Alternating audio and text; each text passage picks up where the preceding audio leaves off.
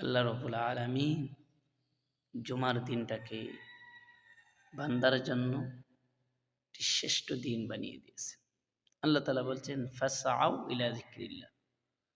যখন আজান হয়ে যায় তোমরা আল্লাহ তাআলার জন্য দৌড়ে জিকির করো, আল্লাহকে স্মরণ করো। এজন্য সবচেয়ে মুমিনদের জন্য হচ্ছে জুমার দিন শ্রেষ্ঠ একটা দিন। আর ইমাম সাহেবদের জন্য হচ্ছে তাদেরকে ইসলামের আলোচনা শোনানো, তাদেরকে এমন একটি আলোচনা শোনানো যারা আল্লাহর কোরআনকে শুনে তাদের ঈমান তরতাজা হয়।